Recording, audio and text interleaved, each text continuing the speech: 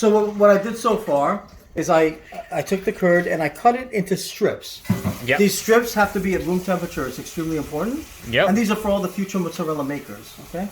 And once these strips are cut, we need to salt the water, double the ocean, because it doesn't absorb into the curd, and you want it to have a nice salty flavor. Yep. So what I'm gonna do, and the way I do it today, and my hands are clean, I already washed them, is I do this. One. It's a lot of salt. It is. And a half. And you think it's very salty, but what happens is the salt doesn't absorb into the mozzarella again, and so it gives it that perfect flavor.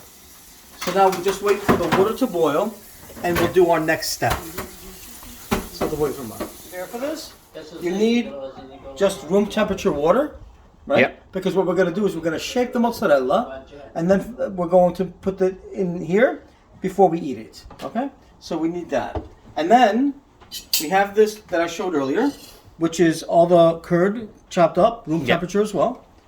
And now that the water has boiled and we put salt in it, we're going to add the boiling water, but not boiling anymore, into the curd. And the way you do it is you just get a cup, a measuring cup, or a cup that you won't get hot on, and don't pour it directly on the mozzarella. You're going to pour it on the side of whatever pot you're using, and you're going to add it to the curd, and it's going to do its magic.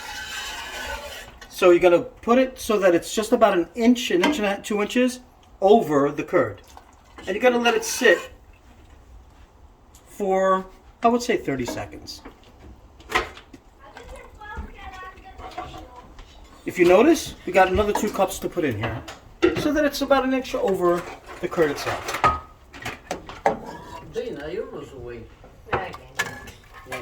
Now while this is doing its magic and getting the little curds here, the other tool that I haven't mentioned yet that I use is a scissor. Yep. And you'll see how that comes into play when we're shaping the mozzarella. Okay.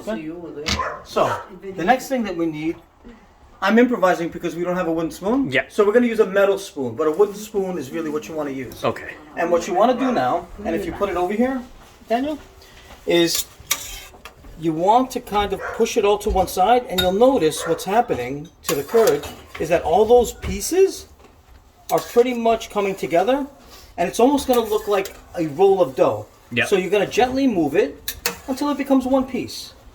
When it becomes one piece, and just if you notice, I'm moving it from one side of the pan to the other, one side of the pan to the other, squeezing it. Do you see how it's becoming one piece, Daniel? Yep. Okay. And then you're going to turn it a little bit. And you're going to do it again. You're going to just squeeze. And the next step, after it becomes one piece, and I'm going to start doing it now, is you're going to grab it and you're going to let gravity do the work. You're just going to lift, and gravity is going to stretch it out. And be careful not to splash because the water's very hot. And we're going to do it again. Just lift and let gravity, let it go down. Do you see how it's becoming less clumpy and more like a... Okay, perfect. So, I'm going to move it around a little bit more.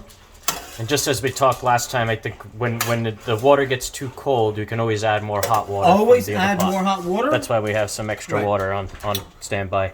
But don't put too much hot water in it, because the curd will actually melt and you'll just get a pot of milk. So that we don't want that. And if it happens, we learn as we go along and we'll be fine. Right.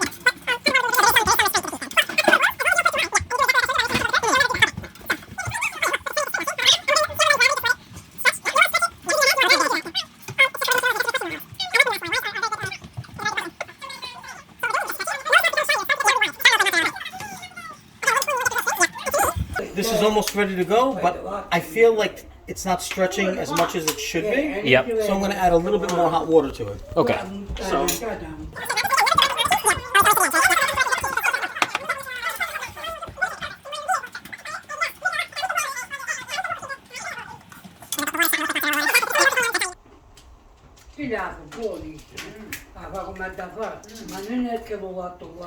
And my uncle is saying that I make it well, but I don't have the buffalo milk. And the buffalo milk is the milk that makes mozzarella absolutely incredible and delicious. If you hear him in the background, then you're Neapolitan. Yeah. Okay. And there we go. This is actually almost at the point of being ready. And you see, you have a shine to it, right? Yep. Okay. So, what I'm gonna do now, it's very hot. You could wear plastic gloves. My hands got used to the heat. But what I'm gonna do is I'm gonna shape it now. Yep. And what I'm making is bocconcini because everyone likes bocconcini. Yep. That just means bite-sized mozzarella. Bite-sized. Yep. And you kind of make a string with it like this, and move it around, and then you make a knot. And then you get the scissor, and you cut it, and there's your first bocconcini in the water. And into the room temperature water. Into the room temperature Yep. water, right? And then it's rinse, lather, and repeat. From now on, we're stretching, Yep. we're creating a string, we're twisting it, It's we're a nice knotting simple it. knot, right? Yep. and then we're gonna cut it. So now, if you wanted to make balls, how would you go about it? Like the A classic ball? ball Do style. you want me to show you a ball? I mean, it's up to you. I just I can asking make like. a small ball if you want. Okay, yeah, just to see the So a difference, ball, yeah. You just turn and turn and turn Oh, I see. like Okay. this, right? And fold then- it into it. Yeah, and then as I fold it, Huh. I grab my hand and I go like this. Easier than I thought. Right? Look at And then watch that. what happens. Yep. I'll make a small one, Yep. and then you just snap it. Yep. And you have Nice. your ball. Oh, there we go. That Pretty Wow. straightforward, right? not very difficult. Not Yeah, very yeah, it's very easy. And you can make animals out of this too. I've seen people do that. I don't have that skill Make set. little balloon animals out don't have of, that out of skill set. Oh, mozzarella. this is the giraffe. They make it the braid. This is the dog. In Italy, and I don't know, if it's, they make one that looks like a woman's breast with a Yeah. little nipple on it. They call it tizone. Yeah, yeah.